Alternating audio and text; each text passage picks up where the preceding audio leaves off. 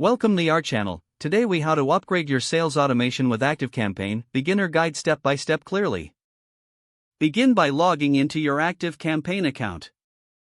If you do not have an account yet, visit the ActiveCampaign website and sign up for a free trial. Once logged in, familiarize yourself with the dashboard. Click on the Automations tab located on the left side menu. To create a new automation, click the Create an Automation button. You will be presented with various templates. Choose one that fits your sales process, or start from scratch by selecting Start from Scratch. Now, select a trigger for your automation. A trigger is an event that starts your automation, such as a contact subscribing to your list. After selecting a trigger, define the specific parameters if needed. Click Add Start to confirm your trigger selection. Once your trigger is set, you can begin adding actions to your automation.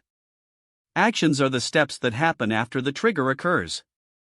Click on the plus icon to explore the available actions, such as sending emails, adding tags, or updating contact fields.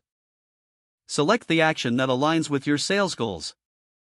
Customize the action by filling in necessary details, such as email content or tags to apply. Repeat this process to add more actions based on your sales strategy. Consider using conditions to segment your audience better. To add conditions, click the plus icon and choose Conditions and Workflow. This allows you to personalize the journey for different segments of your audience. You can also add delays between actions if you want to space them out over time. Look for the delay option in the Actions menu. Once your automation is set up, double-check each step for accuracy. Make sure all links and email content are working properly. When satisfied, click Active to turn on your automation. Monitor the performance of your automation in the dashboard. Use the reporting tools to track open rates, click-through rates, and conversions. Adjust your automation as necessary based on these insights. Continue to test and optimize your automation over time for better results.